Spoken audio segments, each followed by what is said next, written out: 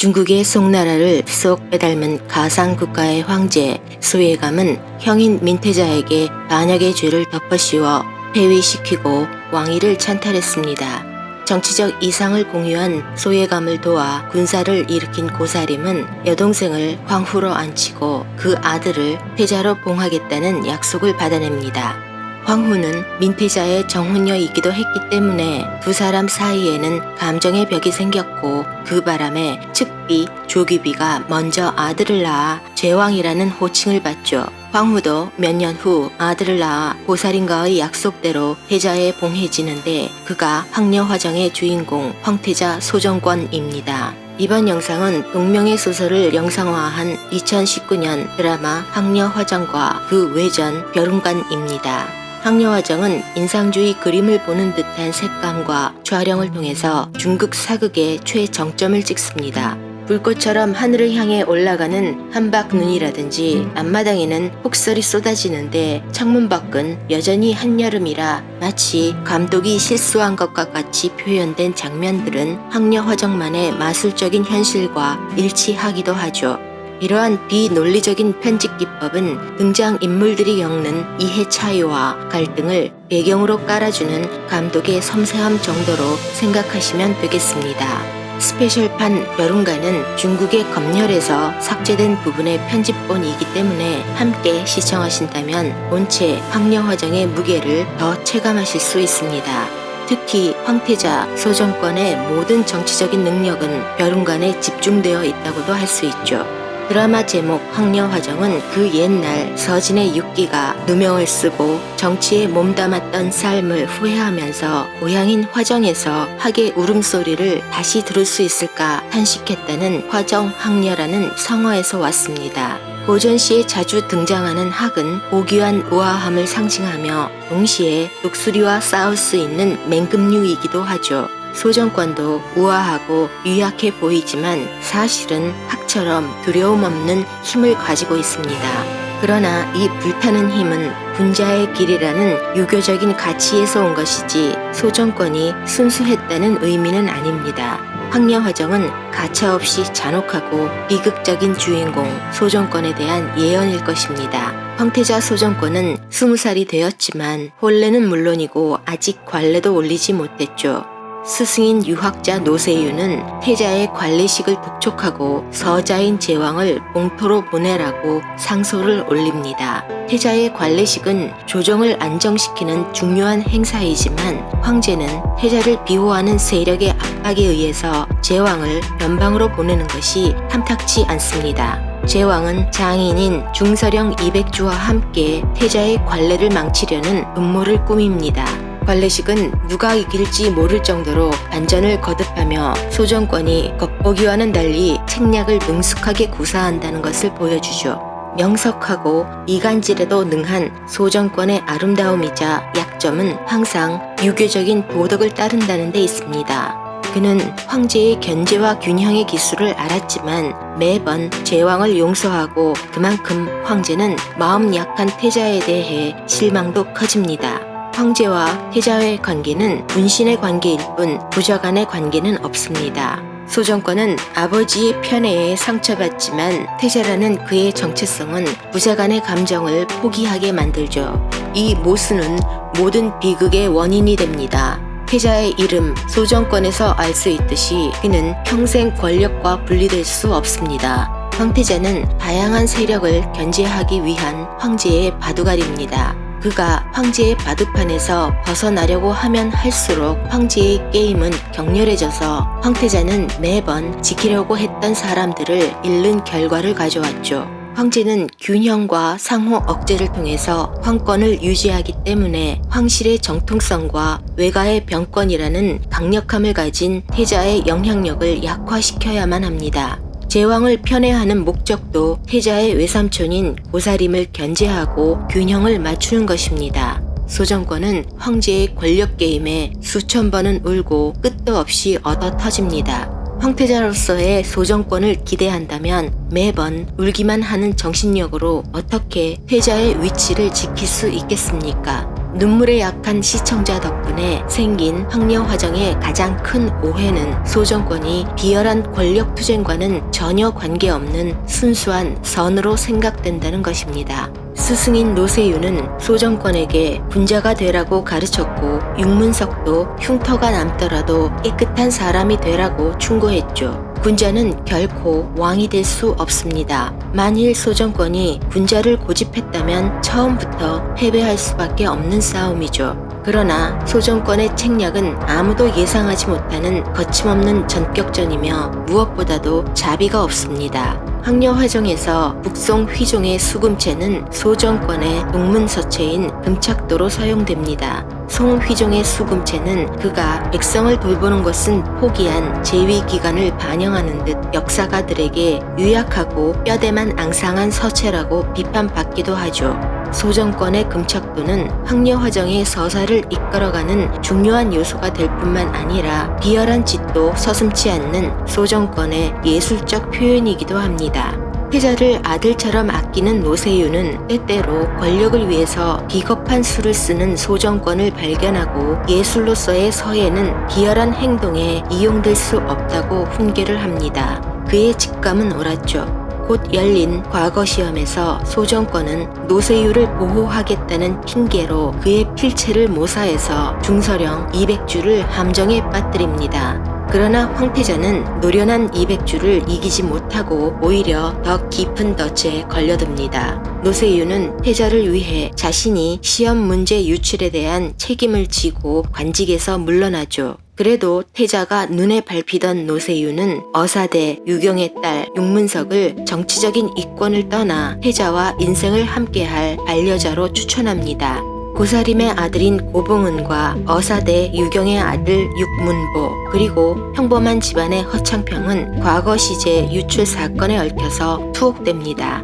태자 소정권은 오빠인 육문보를 만나러 갔던 육문석을 형부 앞에서 처음으로 만나죠. 힘이 없어도 지키고 싶은 사람이 있다는 그녀의 말은 어둠 속을 걷고 있던 소정권에게 빛과 같았습니다. 그리고 서로 결혼할지도 모른다는 것을 듣고 설레는 두 사람. 이후 두 사람은 병풍을 사이에 두고 절강의 풍경에 대해서 이야기하며 같은 이상을 꿈꾸고 있음을 발견합니다. 여러 사람의 가슴을 후벼 팠다는 소정권과 윤문석의 사랑은 이렇게 시작됩니다. 그러나 황제는 어사대 유경이 태자의 장인이 되면 힘의 균형이 깨질 것을 걱정하며 윤문석의 황태자 간택권을 승인하지 않죠. 잘못된 시간에 올바른 사람을 만나는 것이 소정권과 윤문석의 운명일 것입니다. 여기에서 소정권은 왜 계속해서 황제의 견제를 받아 고통당했는지 이유를 추측해 볼 수 있습니다. 그 이유는 소정권이 정적들과의 싸움에서 번번이 이겨 정치적인 균형을 깼기 때문이니 당연히 강해진 태자를 찍어 누르는 게 답이겠죠. 이에 따라 제왕의 세력인 200주를 방관한 결과 200주는 자신에게만 충성하는 천장위를 키울 수 있었습니다. 황제는 천장위를 빼앗아 변방을 지키게 하고 싶었지만 200주가 자신의 정예군을 선뜻 내놓을 이유는 없습니다. 그러나 200주는 황제에게 어이없이 당해 천장위를 고스란히 빼앗기게 생긴 상황에 황제는 황태자에게만 허락된 옥대를 제왕에게 허사합니다. 천장위라는 군사력도 갖췄고 제왕도 언제든지 황태자가 될 수 있다는 고사림을 향한 선전포고 아니겠습니까? 소정권은 황제를 구하려다가 다쳤는데도 제왕에게 옥대까지 하사한 황제에게 충격을 받습니다. 황제에게는 그의 도덕성과 여린 감성은 순진하고 쓸모도 없었습니다. 천장위를 포기하기 싫었던 200주는 황제가 걸려들 만한 덫을 놓고 불똥은 소정권에게 튀게 합니다. 유경의 어사대는 태자의 구명운동을 하지만 오히려 독이 되어 조정 중신들을 움직였다는 죄목이 태자에게 추가됩니다. 끊임없이 고통당하는 그를 더 이상 지켜볼 수 없었던 노세유는 자신이 구명운동의 주모자라고 죄를 뒤집어 쓰고 자결하며 유경 역시 체포되죠. 스승의 죽음에 절망하고 분노한 소정권은 200주의 함정이었음을 밝혀냈는데도 황제는 그놈의 견제가 우선이라 200주가 도를 넘는 짓을 해도 저지하지 않습니다. 옛날 황제가 고위험 직업군이라고는 하지만 사실 황태자는 울트라 초위험 직업입니다. 중국의 많은 황태자들은 소정권과 비슷한 상황에 있었고 일부는 그보다 더 비참한 최후를 맞이했죠. 청나라의 기록에도 강희제가 황태자 윤잉을 폐위시킨 가장 근본적인 이유 역시 황권에 대한 황태자의 위협이었습니다. 황실의 적장자로서 유교의 이상을 고수하는 듯 보이는 소정권은 조정 중신뿐만 아니라 젊은 유학생들에게도 막대한 지지를 받았으니 외가의 병권이 아니더라도 그는 충분히 도전적이지 않겠습니까? 황제는 아들의 이상주의와 도덕적 신념을 경멸하지만 한편으로는 존경합니다. 소정권의 세력을 경계하지만 자신의 황권을 소정권이 아무런 방해도 없이 이어받게 하고 싶은 이중성도 이런 심리에서 나왔죠. 황제가 태자의 이름을 정권이라고 짓고 계속해서 동일한 의미인 민성으로 지은 것도 같은 맥락일 것입니다. 노세유가 소정권에게 어떤 무게였는지 잘 알고 있는 황제는 권력의 위치에 있는 사람은 아끼는 사람도 장기말로 사용해야 하며 때로는 포기할 줄도 알아야 한다고 훈계합니다. 황제와 소정권이 펼치는 갈등은 어느 쪽도 완전히 옳거나 그른 것이 아니며 단지 우선순위가 다를 뿐이라는 것을 보여줍니다. 그 일례로 황제는 노세유가 죽은 후 진과 묘를 시호로 내려서 소정권이 둘 중 하나를 선택하게 하죠. 그 중에서 묘는 불충과 음모를 의미하는 사악한 시호로 이것을 선택한다면 노세유는 구명운동의 주범임이 확정되고 청렴결백의 진을 선택한다면 어사대의 유경이 구명운동의 주동자가 됩니다. 노세유의 명예인지 아니면 유경의 목숨인지 우선순위를 결정하라는 황제의 맹렬한 공격에 소정권은 속수무책일 수밖에 없죠. 유경의 가문은 박살나고 윤문석은 도움을 청해보지만 이미 노세유의 명예를 택한 소정권에게는 구할 힘도 없고 구할 마음도 없습니다. 절망한 윤문석은 아버지와 오빠를 지켜보기라도 하겠다는 마음에 오대왕의 도움을 받아 아보라는 이름을 가진 고뇌인으로 동궁으로 들어가죠. 반면 마음이 없다던 소정권은 유경 부자를 구하기 위해 대사면을 겨냥하여 형부상서 장육정의 딸과 혼인합니다. 그러나 이 혼사가 단지 유경을 구하려는 태자의 자비로운 마음이었겠습니까? 노세유를 잃은 태자는 형부상서의 세력을 얻기 위해 그리고 황제는 중서령 200주의 힘을 약화시키기 위해 이 결혼을 승낙합니다. 소정권은 고뇌인이 윤문석인 줄 모른다는 클리셰가 등장하고 고뇌인은 소정권과 황태자비의 첫날 밤을 밖에서 지킨다는 뻔한 설정 역시 등장하죠. 의심 많고 냉정한 소정권은 자신을 도와 사건의 실마리를 풀어주는 고뇌인에게 의혹을 가지고 죽을 줄도 모르는 위험한 테스트도 거리낌 없이 해봅니다. 그것도 모자라서 고뇌인은 겁나 터지고 목 졸리고 곤장도 맞고 독주도 마십니다. 소정권이 하도 잔인하고 하필이면 또 황태자비가 너무 천사인지라 소정권과 윤문석이 다시 만나길 바라는 게 죄책감이 들더이다. 소정권에게 윤문석은 어떤 의미였을까요? 황녀화정의 대표적인 유교적 이상주의자는 태자는 물론이고 그의 스승 노세유와 윤문석 그리고 허창평입니다. 노세유는 윤문석을 태자의 정신적인 동지로서 맺어주고 싶어 했습니다. 그녀는 소정권의 또 다른 이름과 같은 고아부를 부여받았으니 둘은 소정권의 두 개의 인격이라고도 볼 수 있죠. 윤문석은 소정권의 연인이면서 은유법적으로는 그에게 군자의 길을 일깨우는 전령입니다. 소정권은 윤문석을 처음 만난 날에 힘이 없어도 조건 없이 지키고 싶은 것에 대한 질문을 받습니다. 그 질문이 인간다움을 의미하는 어질인입니다. 제 이름에도 이거 있습니다. 잃어버린 소정권의 인장 민성이 오랫동안 소정권에게 돌아가지 못하고 윤문석 즉 고뇌인이 가지고 있는 동안 태자는 권력 다툼에 빠져 민성을 잊었습니다. 그 민성이 소정권의 권이며 권력의 권의 진정한 의미인 백성을 위한 살기 좋은 세상입니다. 고뇌인은 소정권의 이상주의를 믿었으며 거의 모든 책략에 참여해서 소정권의 승리를 도왔지요. 그러나 소정권의 장인 장육정이 유경을 처형한 사건을 무마하려던 소정권은 고뇌인에게 더 이상 고결한 사람이 아니었습니다. 고뇌인은 깨끗하지 않은 소정권의 행보에 대항하여 그만의 금착도로 쓴 편지에 민성으로 날인을 찍고 완벽하게 감정에 빠뜨립니다. 소정권은 자신을 배신하고 무간지옥에 빠뜨린 그녀를 보호해 줄까요? 소정권은 육문석이 아닌 고뇌인에게는 좋은 남자가 아닙니다. 그는 황태자비의 독살 사건 때 고뇌인을 비호하다가 함께 종정사에 갇히기도 하지만 이건 사랑을 떠나서 자신의 것을 또 빼앗기기 싫다는 항의의 다름 아니죠.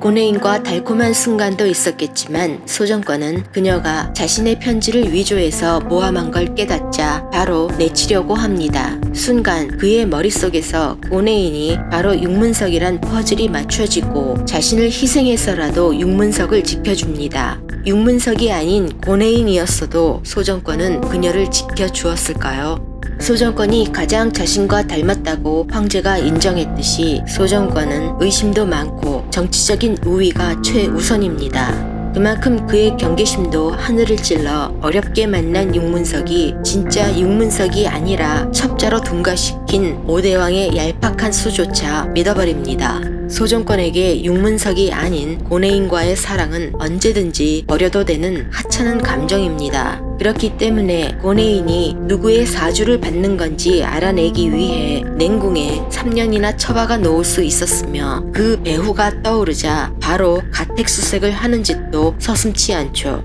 육문석은 그래도 소정권이 좋다고 합니다. 물론 소정권은 고뇌인이 진짜 육문석임을 확인하고 진정한 의미로 육문석과 재회를 하죠. 그러나 고고한 품성의 육문석은 참을 수 없는 모멸감에 비녀로 자결을 시도합니다. 육문석도 소정권도 그 어떤 고통도 참을 수 있어도 모멸감은 바로 죽음을 의미하는 거죠. 또 다른 이상주의자 허청평은 군왕 시절에 소예감이 영모죄를 뒤집어 씌워 자결시킨 민태자의 유복자입니다. 허청평은 원수의 아들인 소정권에게 저기를 가지고 몇 번을 나락으로 빠뜨리죠. 그쯤 되면 몸을 사리지 않을까 싶었던 소정권이 여전히 중서령을 탄핵하는 유학생들을 거침없이 지지하자 허청평은 점차 생각을 바꿉니다. 허청평은 동일한 이상을 가진 사람을 친구로 만났으니 원수를 갚는 것보다 그게 더 가치가 있었던 거겠죠. 중추절 연회에서 황제의 영린을 건드린 동료가 무대에 오릅니다. 허청평의 아버지 민태자의 황희는 물론이고 그가 사랑했던 여인도 지금의 황제가 빼앗았다는 내용의 황제는 통제력을 잃습니다. 동료를 퍼뜨린 범인은 둘째치고 이 사건으로 소정권은 고사림에게 군신 관계를 앞세워서 전장으로 떠나라고 요구하죠. 마침내 황제 소예감은 고사림과의 게임에서 승리했습니다. 왜냐하면 황태자는 외삼촌에 대한 사적인 감정을 자제하고 국가의 안위를 선택했고 고사림은 여전히 소정권에 대한 사랑을 선택해서 나라를 지키러 전쟁터로 떠났기 때문입니다. 소정권은 동료 사건을 일으킨 제왕에게 책임을 물어 변방으로 보내라고 황제에게 당당히 요구합니다. 황제는 소정권이 점차 정권에 다가서는 모습이 자랑스럽죠. 제왕은 이렇게 눈앞에서 사라졌지만 누구도 오대왕이 더 까탈스러운 적이라는 것을 발견하지 못합니다. 오대왕은 제왕에 이어 소정권의 견제 세력으로 키워져 조왕으로 봉해집니다. 황제도 생각지 못했던 건 조왕이 생모인 황후를 죽이는 것도 마다하지 않을 정도로 그 역할에 광적이었다는 것과 오래전부터 소정권을 무너뜨릴 힘을 키우고 있었다는 점이죠. 여기 소정권의 동문서체 금착도가 다시 등장합니다. 조왕은 언젠가는 소정권을 모함할 계획으로 금착도를 몰래 배웠고 소정권은 언젠가는 고뇌인을 이용하려고 억지로 금착도를 가르쳤죠. 노세유의 가르침을 다시 떠올려 본다면 예술은 권력투쟁의 도구가 되는 순간 그 빛을 잃습니다. 그러나 때로는 예술은 정치적인 올바름을 일깨우기도 합니다. 육문석은 금착도를 이용해서 정육정을 비호하려던 소정권에게 일침을 가했었으며 조왕이 소정권을 반란 혐의에 빠뜨리고자 모사한 금착도는 다시 부메랑이 되어 조왕 자신의 목을 칩니다.